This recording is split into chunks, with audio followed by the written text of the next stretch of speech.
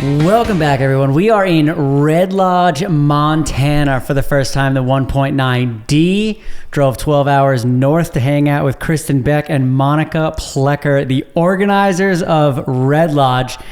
And we have a sponsor, kind of the office we're in. Thank you so much. I'm going to let one of them introduce. Stay tuned because we're going to talk about, putting on a race, Red Lodge, how you two came together, how you found the race. Because this is one of the longest running races in the country. And I'm curious to hear how you guys got in charge of it. So anyway, I'm going to pass the mic over now. This is Monica. Hi, Monica. Hey, thanks. Glad to be here. And just a quick little shout out. We are in the office of Susie Hahn, Montana Mountain Real Estate. So she's one of our volunteers, and we're really glad to have the space to be able to promote the Red Lodge race and tell you about some of the history here. So thanks for having us.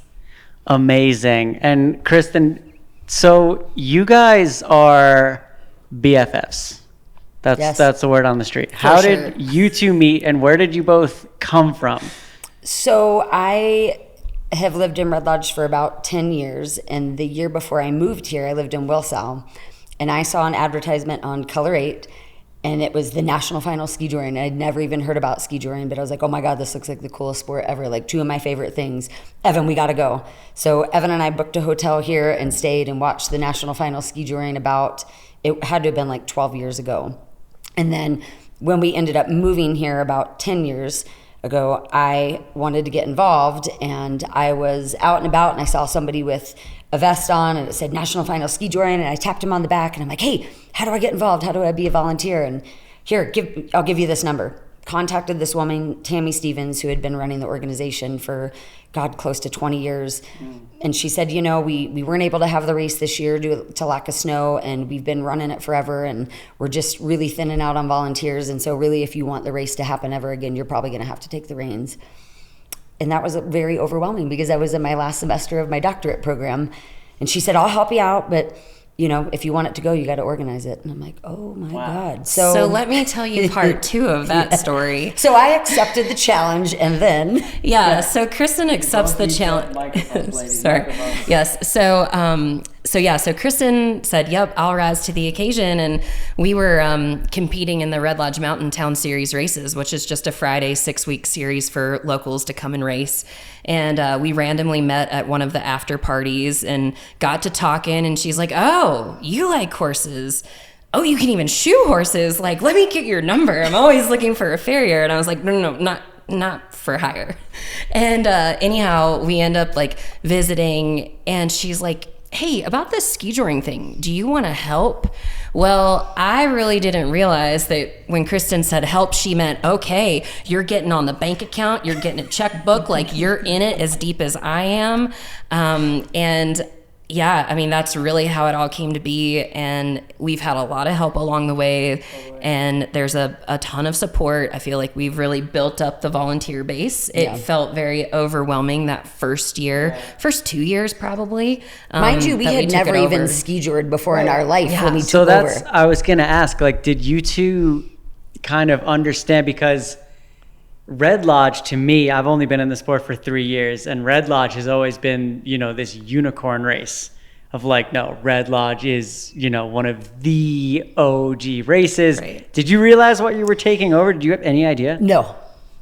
We were just dragging tires in the fishing access across from my house trying to get ready for it. And then, Well, my thing is all the sweat and tears that you put into organizing an event, by God, you ought to compete in it. And I mean, don't get me wrong. It adds a layer of complexity the weekend of that feels like it just runs you ragged. But also to get to experience the fruits of your labor, it really is awesome that way. But I think more than anything, the value that it brings is that by us ourselves competing and going to all of these other races and bringing ideas back to Red Lodge and doing things to improve our race and running our horses competitively on a track that we're asking other people to run on, I think that gives us great perspective. And I think that's also why you see up and down, you know, Colorado, Idaho, Utah, you see a lot of organizers who are also competitors. The growth curve was so fast the first 3 years. So like what we knew the first year going into it versus 3 years down the road, it was just like we'd be at races together and be like, I really like how they do that. Let's see how we can incorporate it at their race. So it's been really great to be able to go on the circuit. Because you got into both sides at the same time. You took over Red Lodge and you started competing. So Red Lodge is at the end of the season.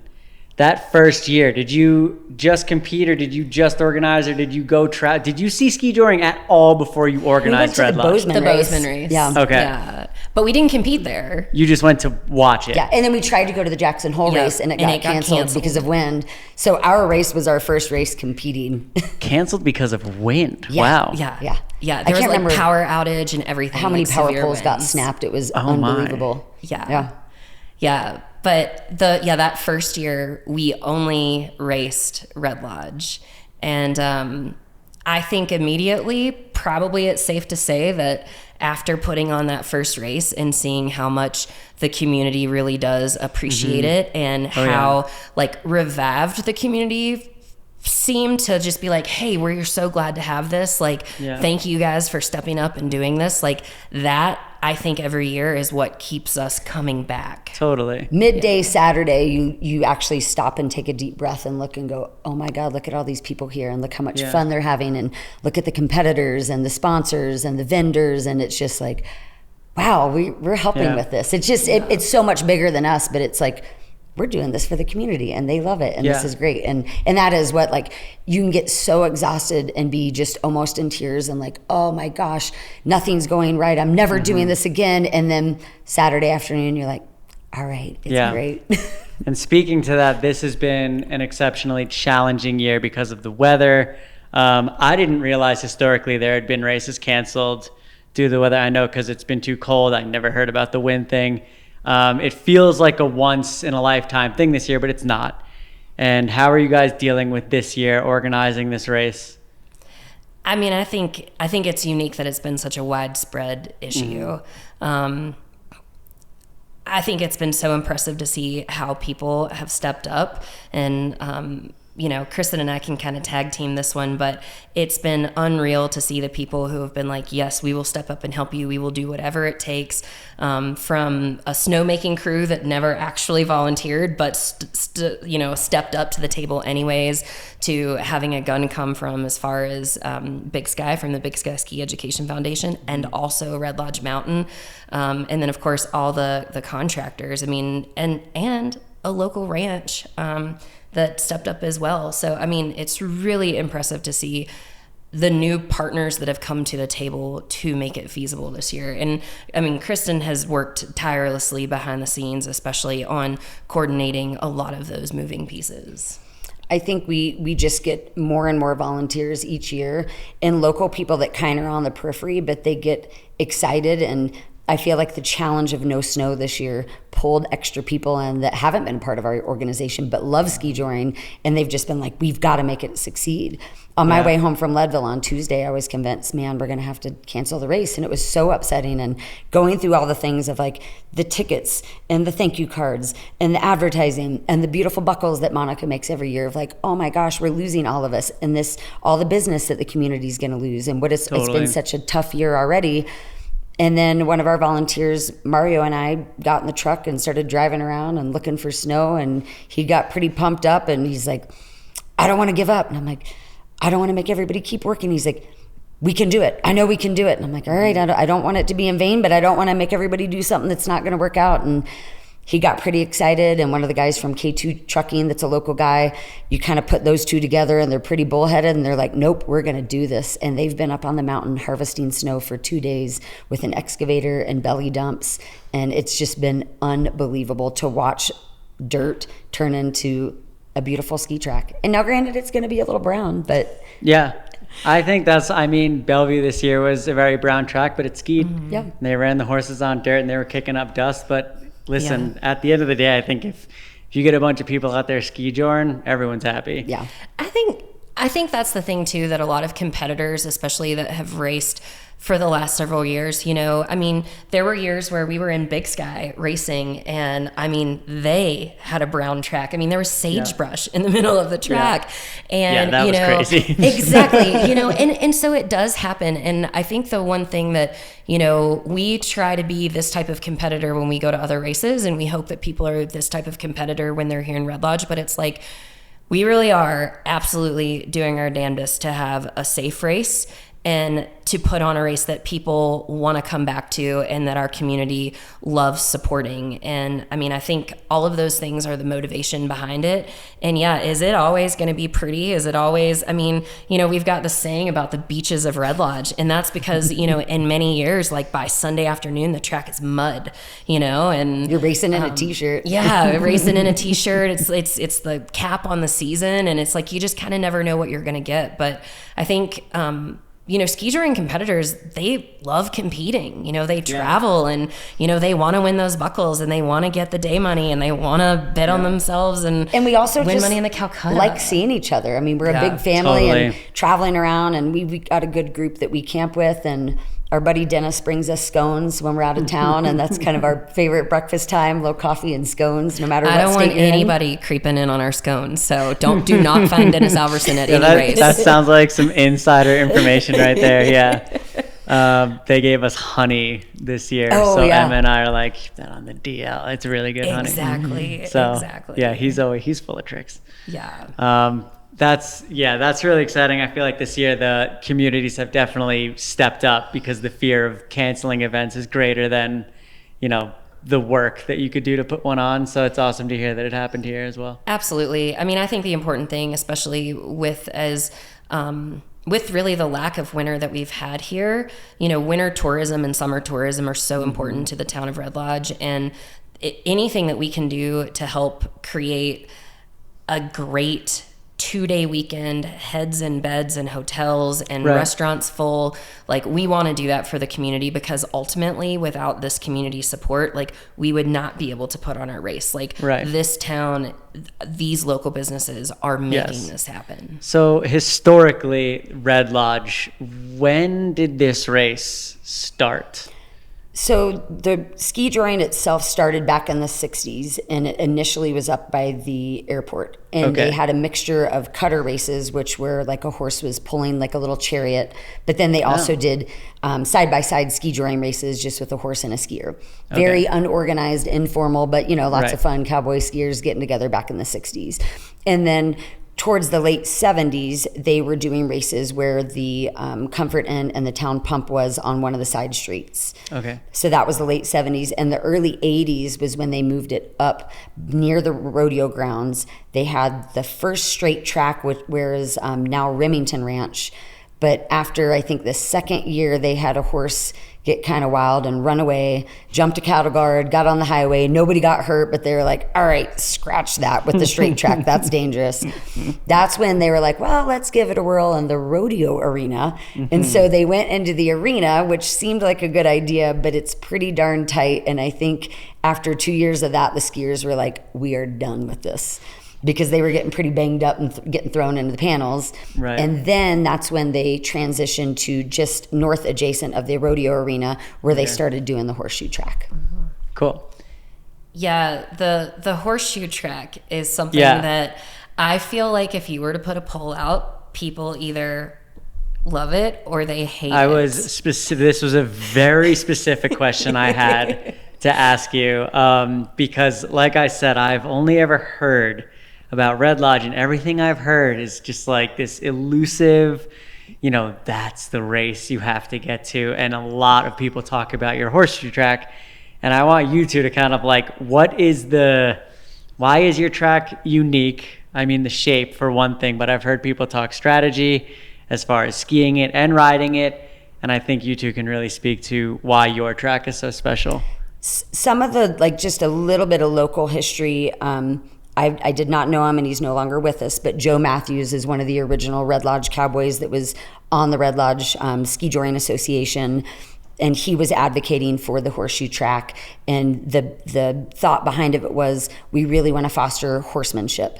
And not that it doesn't take a good rider to still ride a straight track, but there were mostly only straight tracks with Leadville. And so Red Lodge really wanted to have a challenging track where you had to really get that 3 heartbeat team all in line, and that's what the horseshoe track and really what year was that? Started. That was right around 85. So that's like, talk about somebody who is way ahead of their time. Yeah. Because this is like what every new race tries to do, is like, how do you make it a 3-person race? Yeah. I mean, the thing about Red Lodge is when you could just go back on our Facebook post and you could look at, year over year results, and you'll see that like, it is not the fastest horse that always wins. And I have kind of just adopted this saying that I feel like the Red Lodge track is the great equalizer, right? Yeah. Because as much as people struggle with the rings in Leadville, I also think... Saw that this weekend, didn't we? My God. Yes, we did see that. Like, I feel like that's Leadville's equalizer, right? Yes. Is the rings.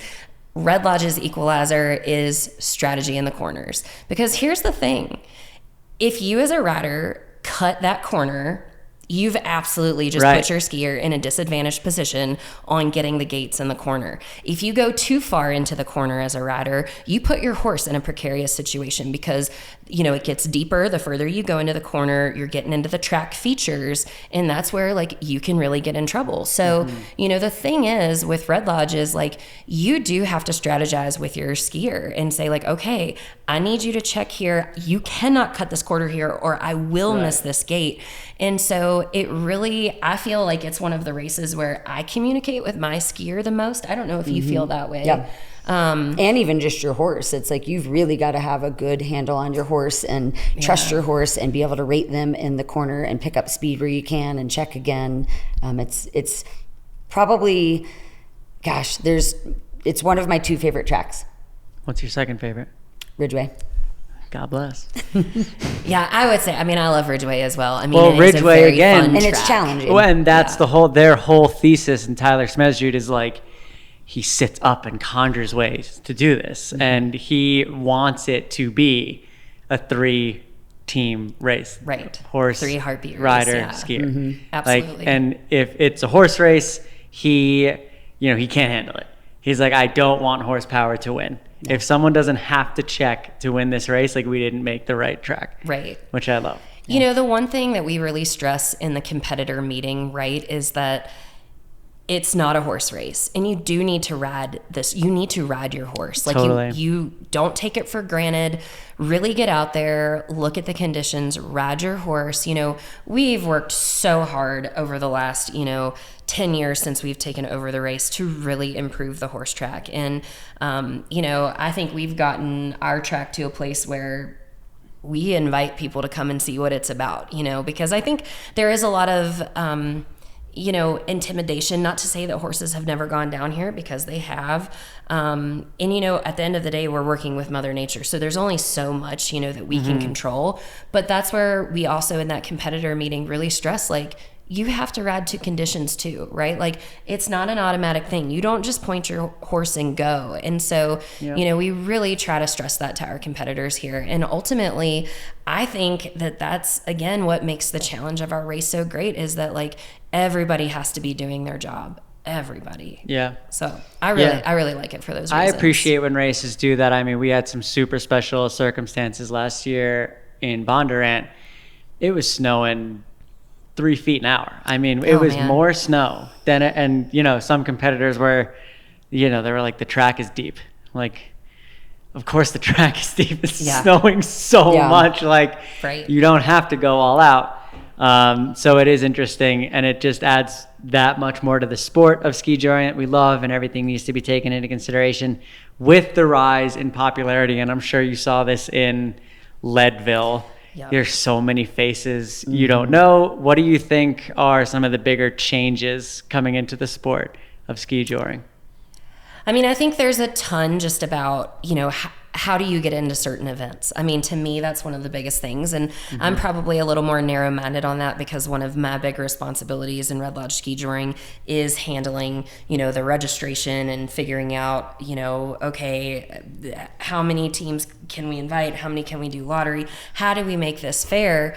And of course, us too, as competitors, we feel it, when we're like waiting at a computer for the moment to like get into a race, and so I think really looking at, I love to see new races come on board because that means there's more opportunity. I love to see weekends have multiple races so that if somebody can't get into a race, they have the option to potentially get into a different race. So I think managing the amount of new competitors and new teams, and still giving new people an opportunity to learn and get into the sport, right? Like, it's not about being like, well, we've been doing it for 10 years, so we get to do it and, do your time and get here. Like, I don't think that type of mentality will be productive for the sport, but I think we need to find the right avenues and the right opportunities for new people to come into the sport. Yeah, and this has been a tough winter with the lack of snow. There's been a lot of races have canceled, which makes it hard. Like, typically there are multiple races going on a weekend. And, I've got to tell you, that's like encouraging covering weekends. If you would have asked me 7 years ago if I would have ever said that, I absolutely would not have. I've heard this more and more. Yeah, I mean, cover it up. There was a race in West Yellowstone that wanted to cover our weekend, and with that kind of proximity, and also like the competitors that they were trying to draw were the same competitors that are year after year competitors here, and we actually had to have like a very frank like organization to organization call about like, you need to realize the situation that you're putting competitors and us as organizations in. Like, they're too much of a good thing is not always a good thing. Right. And like, fortunately, we were able to sort through all of that. But I mean, gosh, I think now, and I'm like, bring it on, have more races, create more opportunity. I know that Duffy is like, I wish somebody would stack us. But and Ridgeway but we would never cover Leadville because Leadville is our sister race. And they Leadville are is always like the first weekend of March, and we are always the second weekend of right. March. And you two, as far as races go, back farther than anyone. I mean, by a long time. By a long shot. So one thing that I think is kind of interesting that a lot of people probably don't know, and this would be a new little factoid, but of course, Leadville is the oldest race. But a lot of people probably don't know that Leadville took a pretty long break in actually running their race. That's right. So we are actually the longest consecutive running race. So we actually have more races under our belt in Red Lodge, even though Leadville is the granddaddy. Yeah. And one thing too, like with all of us, everybody sitting at this table being in Leadville last weekend, that was actually Kristen and I's first time in Leadville. And that's right. Yeah. One of the coolest things was there is so much history shared between the past volunteer crew of Red Lodge and a lot of the volunteers that are still helping in Leadville. Well, and the volunteers all used to be competitors, and exactly. there was a huge Colorado-Montana rivalry. Yeah. I mean, Jerry Kissel still wears his Red Lodge buckle, and he wears it proudly. Yeah. And Tony Fox, who helps in the race legend. there with the ropes at the start gate. I mean, well, Jeff Dahl had a horse named Red Lodge. Exactly. That's right. So, and it was really fun to get to meet a lot of new people in Leadville and just kind of expand my knowledge of like, it's you, finally, I've heard about you for years. Oh my gosh, it's so great to meet you. Yeah. And what are the typical races you guys hit other than your own? Well, we love Ridgeway. So you always make an effort to get down to Ridgeway. Yep, we've always made an effort to get down to Ridgeway. Sheridan, if they have one. Sheridan. We've raced Big Sky multiple times. We do like Driggs as well. We also like to do some of the Montana races. I go to Boulder at times, and then Whitefish has been building their race back up, and unfortunately they had to cancel. They just had temperatures that were too low. They couldn't even make snow. They couldn't haul it in. It was just a bummer of a spot they were in. Yeah. I mean, a lot of people just got really lucky in the last hour. Like, we have 2 nights we can blow snow, and then temps dropped Friday night before the race. I mean, it took the stars aligning this year. I think on average, I'd say Kristen and I compete, 5 to 6 races a year. This year might have been a little more. I had 8 that I was going to go to, and then 2 canceled. And I hate to say, like, But I thought, oh my gosh, No, it's it's nice. a lot. It is. Especially you guys are both riders, so you're bringing horses. Yeah. And we have, full-time jobs. Right. So it's crazy. That don't allow us to like work from home or flex schedules. Yeah. Like they're pretty rigid Yeah. that way. So it's a lot Yeah. to work around. What are your but- friends at? Because you're a nurse practitioner. We have video footage of you stitching Okay. our Did you friend film up. that? Yep. And it was beautiful. And then what do you do? Yeah, I'm actually a public works director for Yellowstone County. So I'm like roads and bridges, infrastructure. Love it. Yeah. And what are your friends? Do they have opinions of what you do on your weekends during the winter? Some of them think like we're crazy, and then also I think some of them are like, you girls are so cool.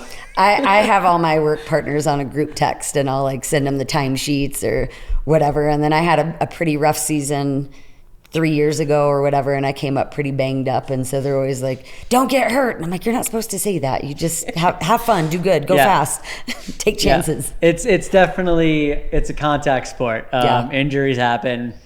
And what was when you saw it for the first time as riders and as horsewomen, like what were your first thoughts, if you remember? Oh, I was scared as hell. I was riding a 4-year-old mare, Z the Wonder my Mare, gosh. who was awesome, and really made her way around quite a few races by the end of it. But anyhow, I just remember I like carried the American flag on her, and then I went and competed, and then I was just like, this is so much. This is exhausting, right? And the thing is I look back now and like, we competed in the novice division against Dennis Alverson. Forget that. Can you believe that Dennis Alverson was ever in the novice? I can't even picture that. Yes, and so like that was the crew that was like entering into the races at that time, and obviously a ton has changed since our first race in 2017. Well, I don't know if you remember. I know you do because you laughed at me forever. But my very first run on my mare, and granted, she was a Morgan with quite the barrel back. I had the cinch tight, I swear to God. Going around the first corner, I could feel it going, and I was like, ruh-roh. And I'm trying to pull it, and it kind of got it, and then I felt my skier pull again, and it went back. Oh, no. And I was like, oh, hell. And she started crow hopping, and we were doing okay, but I made the fatal mistake. I looked at the ground, and then there's the best, like, time lapse, like 4 or 5 pictures, and I'm up and down, and you can see me looking between my hat and my sunglasses, and then I'm just down, and it's like, okay, awesome, first run down in the dirt. First run, hey, it's better to get it out of the way, man, because I think we've had more people come off their horses this year than I've ever seen during a season. Even at Boulder, Montana, I was waiting for my runs, and I bet you like 6+ people came off, Yeah. and I'm just like, did you guys not even drag a log or a tire on your horse? Right. It's like it's the first time it's ever had a rope Well, on its plus butt. experienced riders too. I mean, we had someone come off I won't say her name, but she came off at Ridgeway, and her saddle was she told us a story. I've watched the clip 1,000 times, and I still don't really know what happened. Yeah. And it's just been one of those years, right? It is. It's wild. And I will say, and Kristen was pretty upset with me because I laughed at her. But I laughed at her. We all laughed. I laughed at her because she was okay. Totally. Like, if it would have been serious, I mean, never, would I have done that. But Well, last year in Pagosa, you kind of got mad at me. I got in trouble when I came up on the buggy and she was holding my horse. oh yeah, I was like, What happened to you last year at Pagosa? I made an emergency exit. We were in Coffin Corner. Yep. And my saddle, like, I thought it just got pulled to the side. And, it happens. And when you're little, you don't have a lot to balance. But I knew my skier was coming back to the right. Yeah. So we straightened out, and I was like, we're going to get a good time. And I just let him rip. Well, when my skier, Kevin Wilder, came back on my right side, I was like, oh no, my saddle didn't come back. And I was trying to pull it, but it was tight, and the breast collar had sucked back. Yep. And then it was just stuck around his belly sideways. So like landing gear was not down. I didn't have stirrups. We were heading in the run out. But the run out had it was long enough, but it had a It's drop a long off. enough run out, but it's you got to steer through it a little bit. And it had a drop off to road mix about 10 inches. And I just was thinking, like, I don't really want to go off the drop off like this. So I think I'll just stay here.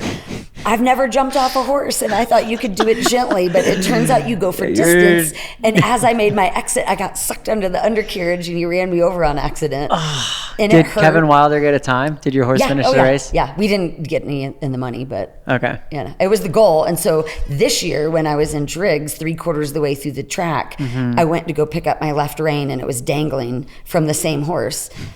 And I could hear RJ going, yeah, get it. And I'm like, no, I'm going to just stay here real calm and see if I can get us safely through this. Were you RJ Klotz? Mm-hmm. You've pulled RJ Klotz? Oh, yeah. RJ's my skier normally. Where did that guy come from? He's amazing. He's been here forever, and he's kind of one of the sleepers. He's such a sleeper. Yeah, he's an amazing skier. I met him this year on the Pro Tour with Harley Manning. I'm like, bro, who are you? Yeah, I'm so bummed I don't get to pull him tomorrow, but... he hurt his leg. He broke his leg. And, like I said, contact sport people. Yep. Yeah. I think the thing, since we're kind of talking about, experiences, right? Like, even experienced ratters can sometimes find themselves in a precarious situation. And, Kristen just shared a couple of her stories. And, I even have one of my own last year in Ridgeway, which is kind of funny. It was the trick riding tour in Colorado. Where was that from? I was at Ridgeway. I was at Pagosa. I missed all of this. So, because everybody needs a dose in humility sometimes. Totally. But my horse Moose Knuckle, last year was the first year that I had raced him. And he is he's a high school barrel horse. And, a lot of barrel horses are used to like shutting down, making a corkscrewing down. And anyhow, that's his thing. He likes to just like turn right and circle down. And, Ridgeway's got that really nice runoff. And so we're going right. First skijoring run of his life. And, we're going and he's like shutting down nice. And, Ridgeway has that horse track, little, kind of whatever it is, but the white post with the rail. Yeah. And, I'm like, yeah, dude, we're just like running out. Right. I don't know where he thought he was going or where he had room to turn, but all of a sudden he just like juked to the right to shut down, and I just Humpty Dumptied right off. And I was wearing chaps. And if you look at any of my pictures since then, it's a rare occasion that I wear my chaps. She's got to be really cold to wear chaps now. And the reason why is because when I Humpty Dumptied over, the horn of my saddle got caught right at the upper edge of my chaps. So I'm hanging upside down. And I'm like, whoa, Moose. And like his foot is just like right at my face. And I'm like, but she's so far in the run out, nobody saw it. Nobody even knew she was there. Nobody except for Skylar Ball. He like comes out because I'm like terrified that they're going to clear the track and a horse is going to run by me and I'm just going to get my head beat in, right? And I'm like, whoa, Moose, and I'm rubbing his leg. Help! Good boy, Moose. You're really good. Please, whoa, boy. Help! Oh my God. I was literally terrified. And finally, like, Skylar came as well as some other guy from his pickup and got me put back upright. And I never took that for granted again. Wow. Yeah, so she just never wears chaps. Yeah, it's a rare occasion. Dude, fair enough. That. It was wild. But, here's the thing, right? Like, even when you're well prepared, sometimes things happen. 100%. And I still think we all have a duty to prepare ourselves and our horses as best as we can. Make sure they're legged up, make sure we're riding to the best of our ability. And I think sometimes it is good to get that humble pie, serving of humble pie, to keep everybody honest. And of course, like, just always hoping that everybody ends up on the healthy side of it. But it happens more than you think to a lot of people. I didn't see that. Man, I would love to, all 180 of our listeners, we get like 180 views on these. If you have a photo of that moment at Ridgeway last year, I just can't believe that the so drone far does down it. the But ride. I don't know how they didn't see me like monkeying off my horse. But we need this footage. None of it's documented. But the if you've got it, run I'd out like to at see Pagosa is harder. Like that's a tucked away run out. Right. Yeah, I love that run out.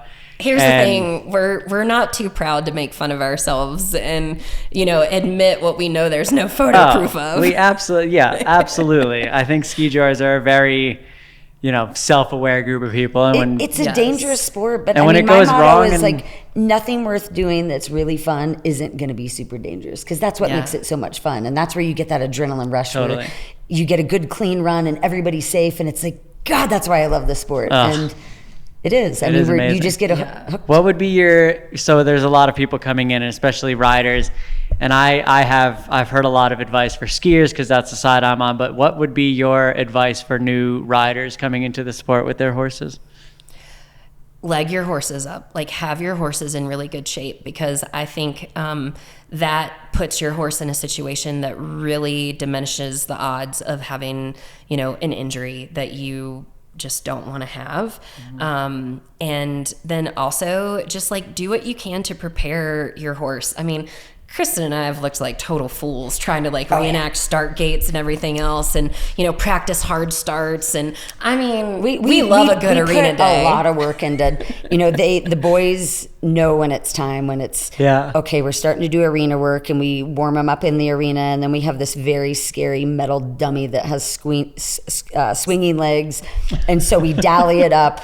And we pull it around the arena, and it is scary sometimes. And unfortunately, it's more scary for my seasoned geldings than it is for her 4-year-old filly. And I'm like, all right, let's let the mare get it, and then we'll go next to her, and then maybe we'll take it from her. But we do all those things, and as you're pulling the scary stuff, make sure your horse can see it. Set them up for all the stuff that they're going to experience, because what we ask them to do in skijoring is so unnatural for them as a prey animal.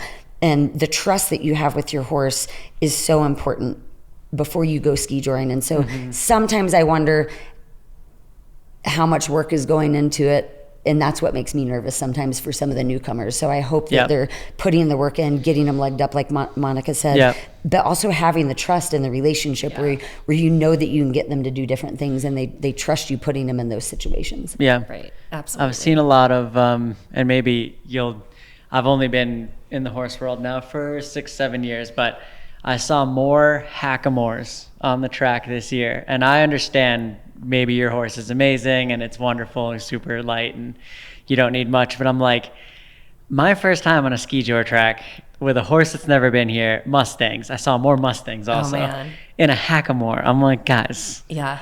I don't know. Wild. Feel bad, don't feel bad. I always say different strokes for different folks. Totally. And if it works for your horse, but remember we had the one gal in an English saddle one year. Yeah. Amazing. Yeah. It didn't end amazing. But it's understanding it's understanding the environment you're going into. Yeah. Yep. It is hectic.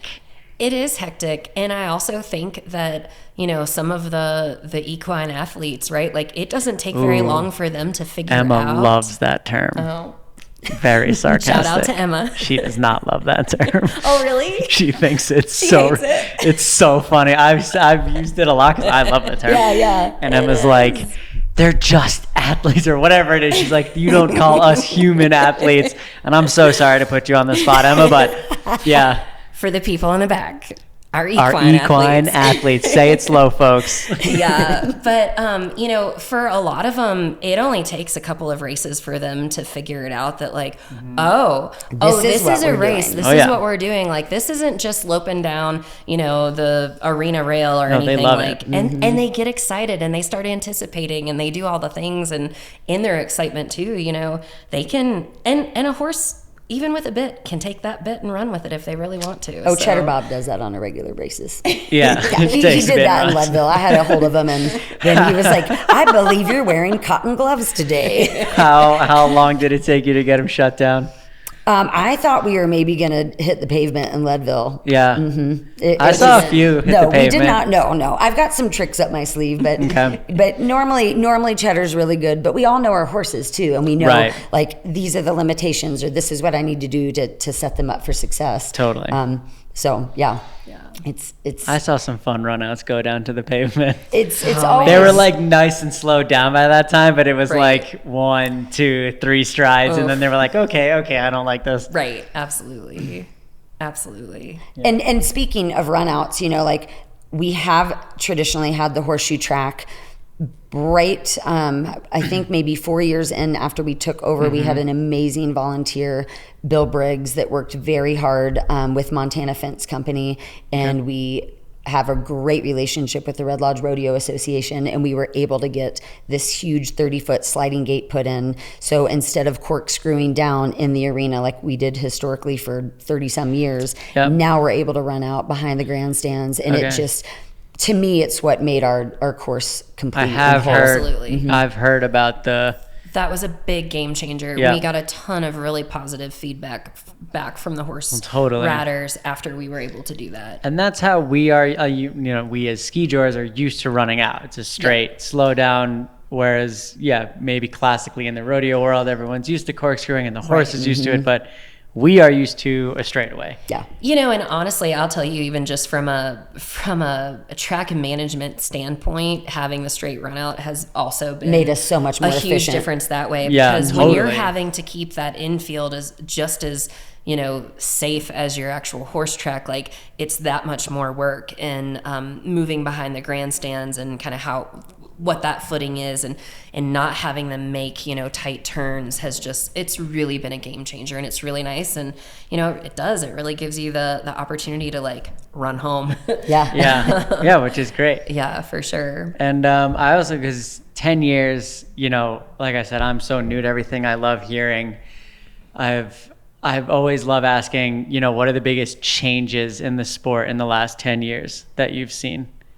One thing that, when we were brainstorming about some of the things that we wanted to cover, one thing that I wanted to bring attention to is that historically, Red Lodge had a long jump competition. And, we're seeing in some of these new races, the introduction of the big air. Yeah, slope style. I feel like the long jump was the original big air. Okay. And so we actually have the Kenny Hilton Long Jump Award, and it was a trophy all of its own. It now lives with Kenny Hilton down in Colorado. But it was 2019 was the last year that we did the long jump. RJ Klotz holds the last long jump title. RJ was on that trophy for years and years. And, absolutely. And it was a lot of fun, but quite frankly, like, both of us have major knee issues and have had surgeries. Yeah. And you go through a day of racing where no one gets hurt and it's so beautiful. And then you watch them do the long jump and they were like 50 and 60 feet long, just flat landings. And it was just like, it was why wild. do we need to watch you blow your knee out after a great day of racing? It was with the shape of our track and everything. It was basically like a slingshot. You would come into the corner and then cut across the infield and just slingshot them out there across the last large jump. Insane. And it was wild, and the landings were flat. And you could just hear them slap painful, down. But oh my God. Yeah, just to brag on Kenny Hilton, a Coloradan that spent a lot of time in Red Lodge. The reason why it's called the Kenny Hilton Long Jump Award is because he dominated. I mean, I'd like to know if he has dominated. his original knees or if he's got knee replacements. Right. We should make an inquiry on that. Yeah, absolutely. my body hurts after Leadville, and those are only 5 feet, and it's like... Absolutely. Yeah. So I think, back to your original question about like where are changes coming in the future, I think you see a lot of races. Grand Lake with their unique relay, their relay, their take on, switch, Ridgeway's twisted switch, so much fun. Some of the slope style stuff that's coming on. I think the crowd and I think certain competitors are looking for something different. And so I think there's going to continue to be ideas that get thrown out there across different races. So I think that's one thing that how do you appeal to more more of the masses, and how do you get different people interested? And I think it has taken off the last 5 years. Honestly, I really think a lot of your work is responsible for Thank it. you. And so social media is huge. Social media is huge. And we, when we first started, and I'm sure the people 30 years before us were like, this is the best sport ever. No offense to curling, but why is curling on the Olympics? And now I don't think that skijoring needs to be an Olympic sport. I just think it's so far-fetched. I'm with you on that. I don't care if I had a sponsor take. big enough, I would not put Cheddar Bob on a plane across the Atlantic Ocean. Right. I would just never do it. And so that's why I think it's like we could be a great equine recognized sport, but Olympics kind of out of there. But again, I think the recognition that we're finally getting for how much talent and work goes into this is very rewarding, and I appreciate the work that you've done, and that's been a big change too, and it's been helping us get bigger sponsors and more recognition for the work that we do, not just for the communities, but I think it brings credibility to the sport. Right. I think when people can see how the season really shapes up and see the level of competitor that is coming. I mean, when you get to watch amazing skiers like Jim and Colin and RJ and all, and I say those, and Toby, who is coming back this year. Toby we were really McIntosh. excited. Toby McIntosh is back in Red Lodge. He is on our trophy many times. Like it's really cool to be able to watch that caliber of athlete, and then just also too the exposure. People are learning about the sport. I mean, it's fun. It's fun to see people be so engaged. Yeah. And then, so I loved that answer because it was like the very organizer side of both of you. It was very responsible. Going into the competitor side of you, starting the sport 10 years ago. I mean, when you talk about Dennis Alverson racing in the novice and just like some of the loose cowboy shit I'm sure you guys have seen. I owe Emma $5 for cursing. I'm sorry. Like, what has been a change within that circle that you guys have noticed? There may be nothing. It's all just like get together and have fun. But is there anything on the competitor end? No, I think on the competitor end, I think races are trying to run a bit of a tight ship, right? Because there is a little bit bigger money behind races. There is more exposure behind races. And, I'll tell you, there was a time where I feel like Red Lodge, the vibe that Red Lodge was so known and appreciated for was, you're still going to see flatbed trailers around the track. Like, that's a cool thing that we do. A lot of our sponsors get to bring flatbeds, and they invite members of the community up on them to help with, being able to see the race. But there were also, too, just a lot of pickups, and it felt like a good, just fun tailgate.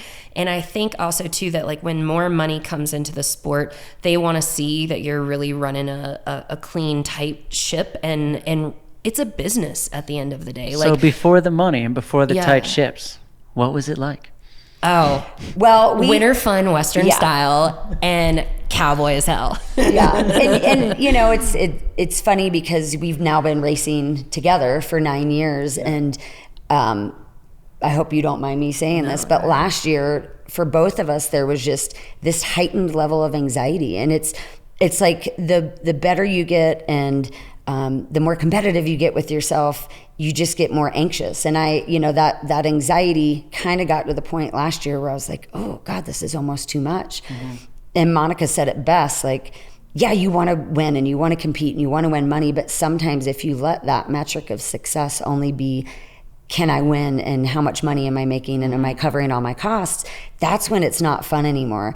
And when we first started 9 years ago, it was just like, oh my God, this is the funnest sport ever. And these are the coolest people I've ever met. And I love getting to see them every weekend. And so for me, my mantra this season has been, number 1, have fun. Number 2, be safe. Number 3, win. So it's been a fun season for both of us, but I think too, as a competitor, it was just fun.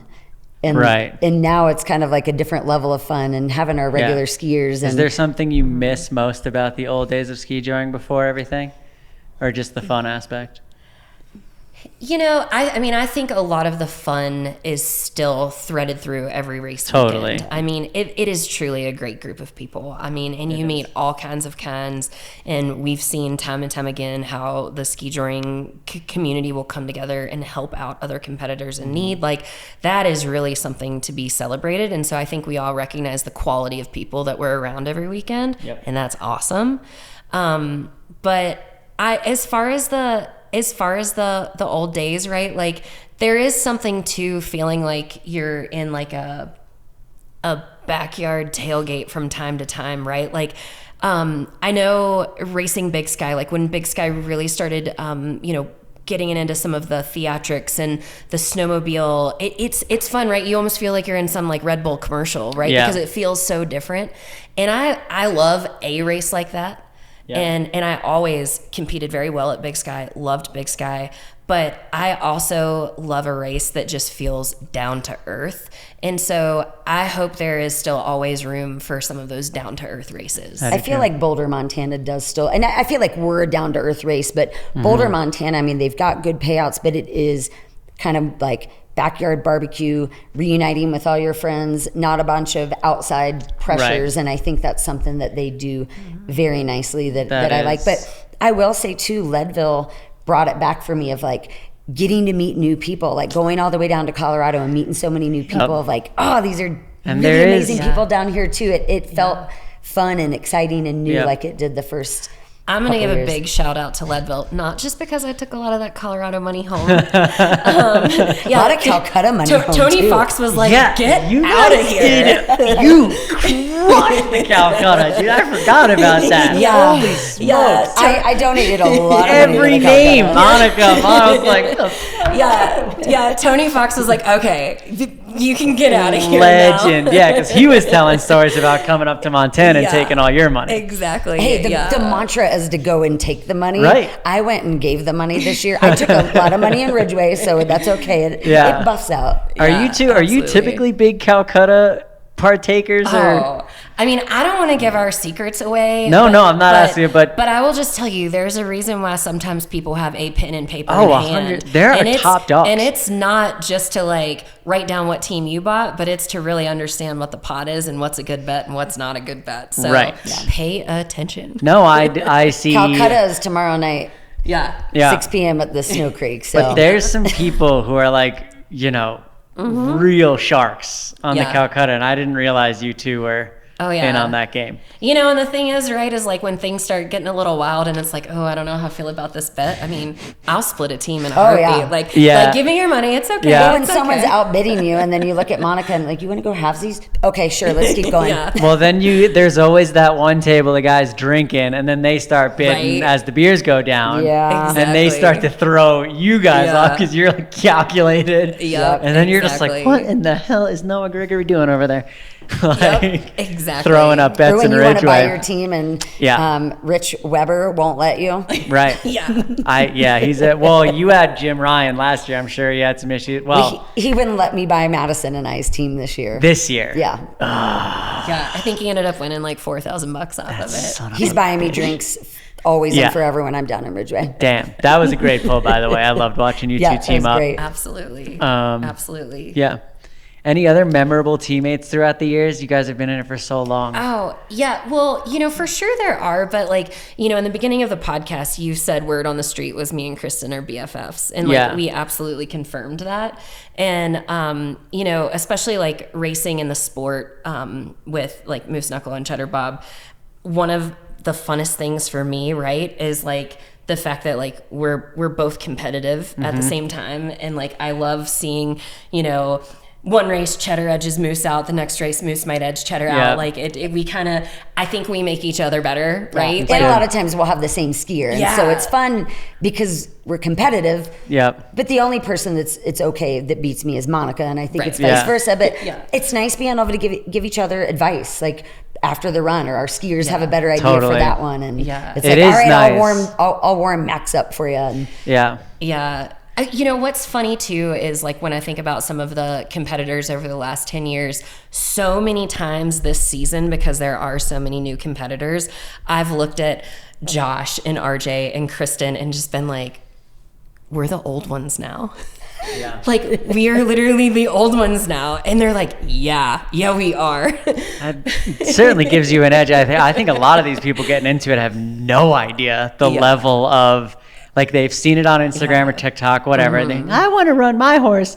Yeah. Not a clue. I mean, we watched it in Leadville, and it's like most skiers can't make it out of the gate. Yeah. Right. And then I saw a great TikTok. I'm going to try to get this girl on the podcast, but she went into the whole, like, as a skier, you can't control your speed. You're at the mercy of this horse. I saw that. That was Great really video. Yeah, Yep. And as a absolutely. rider, I don't think people appreciate the start gate, how much getting a good start is worth, and all these. And like, there's so much to this sport that people don't get to Another competitor that comes to my mind is Aaron Griffin. He's a I've skier heard here this in name. Montana. Yep. He and his brother Ryan competed for a long time. And his current connection to skijoring is Lane Feldison. So It's his cousin. Yeah, so Aaron Griffin. What? We were down in Pagosa Springs, Colorado a couple of years ago, and Aaron was like, hey, do you know who you're pulling in Pagosa? And I was like, yeah, I got Tara Hines, and I have an open Tara pull still. Hines is beast. We need her Yes, back on skis. yes, and- another person who came off a horse this year in Bellevue, by the way. Oh no. Yeah. That happens. Hey, I could come off tomorrow. She, you know what it was? It was the ring, the rider ring. Oh, shoot. And she was on a Yeah. new mare, and the Yep. mare, you could see the horse looking at this thing like, Right, what like, the heck is that? Absolutely. Hilarious. But Aaron was like, my cousin just moved to Denver and he used to ski race. Like, you want me to see if he'll come to Pagosa and ski with you? And I was like, heck yeah. So Lane and I teamed up in Pagosa Springs for the first time in the sport, hit ourselves in the Calcutta on that Sunday, and then we raced together that next season, and then he went open after that. But yeah, Aaron Griffin and Lane are cousins. Okay, so I was just thinking about this yesterday because obviously Lane has had an amazing year. He's skiing so well. An amazing year. Yes. 3 buckles. Yes. Including Leadville. I was like, who started him? And as far as I could go back, it was Sarah Smedster. Because I remember her skiing with her, but it was you. It was me. And Holy smokes. And actually, so Z, my mare that no longer races, her last skijoring race was in Ridgeway, and it would have been of 2023 or 4, I can't remember. But I pulled Lane, and we were first place on Saturday, and we were second place on Sunday because Jed Moore stuck one in there Unbelievable. in second place overall. He will do that. And that was her. Yes, Jed will absolutely do that shamelessly. Everybody watch out for Jed Moore. Yeah. But He loves to do it too, and he's like last in the run. And he You're was. like, He was last, and I was like, it's holding. This is amazing. Like, I'm gonna get that Ridgeway buckle with Lane. It's gonna be awesome. Oh my God. I remember that We year. ended up second overall, and that was Zeta's last race, and it was such a good memory. That was the last Wow. time Lane and I raced together. But Wow. yeah, it was fun. It was awesome. Yeah. I'm so happy I know his origin story Yeah. because I love watching him race. Yeah, absolutely. Love watching him win. great. And he's a great teammate. I mean, He's such a good guy. That's one of the fun things too, is like when you find teammates that you click really well with, right? Like that just kind of match your energy, like Yep. that you just race well together with, communicate well together with. Like, to me, that is worth so much, right? Totally. Like, and you want to hang on to those people when Yeah. when it feels like that. That's you know? what Well, this and, sport and is all speaking about. of hanging on to people, I'm racing with Joe Prescott this weekend with Cheddar Bob, but Joe and I met old school skijoring Friday night signups when you used to have a poster up on the Yes. wall, like skier looking for novice rider. Yes. And I pulled him with Dirty Money, and we won our first buckle together in Whitefish Amazing. and Novice. And he was actually wearing it today when he was out there helping us. I love And it was very cool because now I get to pull him with a different horse, and Yeah. hopefully we'll bump up to open with that same horse next year. And Wow. it's nice to be able to have, it's a lot of continuity. Yeah. So. Amazing. I think we've talked about those boards with Coulter Fretwell. We had him on here. Yeah, I mean, sometimes it was just magic, right? It's like Yeah. you show up. that's how you met. Very, very much with Lane Oliver Van Oliver, Overen, yeah. who's racing here this weekend, who's always, performed very well Yeah. in Red Lodge. It was just like, West Yellowstone. Hey, I Facebook post like ISO Yeah. gonna be in West Yellowstone tonight. Who needs a poll? And It's that was wild. before Marketplace was a thing. Right, because now it's crazy to try and, because I only got this one time, and it's actually how I met Jed Moore. Pagosa, 3 or 4 years ago when I started racing, I walked in and there was a whiteboard. I had no idea what was Right. happening. And Taylor Stovall was like toting me around and like, do this, call this person. I called Jed and he was like, just sign us up, click. And I was like, oh my gosh, terrified. But yeah, it's such a wild experience. I got to give one more shout out to Jed because that very first year that Lane and I competed in Pagosa together, Jed ended up coming off of his horse, breaking his collarbone, so that was and with me. racing on Sunday. That was your first year in Pagosa? That was my first year in Pagosa. Okay, that was my first year in Pagosa. Yeah, and Yeah, I and just that was remember- I was his skier for that race. I remember being like, Yeah. This guy. Yeah. Who is this guy? Because, he told me, he was like, I was trying to motivate Peaches into that jump and she just got offended. And then the next day I walk up to Jed, he's already on his horse. How he saddled Peaches, I have no idea. No idea. And I go, so are we scratching today? And he looks down at me and goes, does it look like we're scratching today? And I was like, what have I gotten myself into? Who are these like, people? what is this? Yeah, because it was Noah who introduced me to the sport. I came into it for him. Yep. And he wanted that Leadville buckle. That's like, he always told me. And I was like, Noah, what in God's name is going on here? Yeah. It's fun. I mean, there's a ton of memories. And like I said, I think just for anybody that's, getting into the sport or has only been in it for a little bit, right? Like, if you stick with it, like, you will find community in 100%. in the sport. Yep. I mean, It might be the old people like us, or it might, who this knows? is where all the wisdom is, people. I have met some of my most favorite people Yeah. Oh, 100%. in this sport. I Yep. mean, we've got a good group. The Abbotts, we vacation together. We've gone to Mexico. We've gone to where I grew up in North Carolina. We're going to Oregon for Easter. Nice. So it's just a good family. The story of Moose Knuckle is that Josh and I bought him together, and the agreement was that he'd work for Sage Peak Outfitters in hunting season, and he could skijor for me in the winter, right? Like, I mean, those are the types of, like, that friendship literally developed out of skijoring. And honestly too, like, just shout out to Sage Peak Outfitters with Josh Abbott, because Colin is a guide for him, RJ is a guide for him, Melissa Ostrander, who you'll see here this weekend, who has previously competed in races like Ridgeway and done really well. She has camp jacked for him and been a camp cook for him. Like, Trey's a guide. Trey McEnroe guides for Josh as well at Sage Peak. So it's like, and I'm sure kind of how you feel about Telluride Wranglers, right? Like, there's a community the whole, there like, that's built. Small, immediate Colorado crew, I feel the very same way. Right. Yeah. So to me, that's fun. I mean, there's been summer pack trips. There's just been all sorts of things, and it's super fun. And the adrenaline is fun, but the friendships are like totally. Yeah.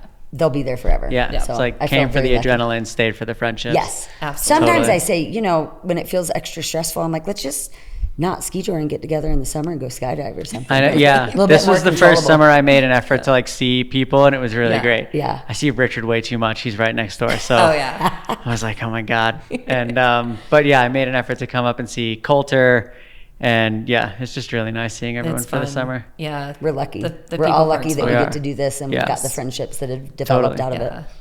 Yeah, that's something I've been, Kristen told you her mantra earlier, but like multiple times this season, like I've said to other people, and I've reminded myself, like, we are just lucky to get to do this. I mean, really, like, it's a fun, incredibly fun thing to do. And, we're lucky to do it. So Yeah. Yeah. It is. Love it.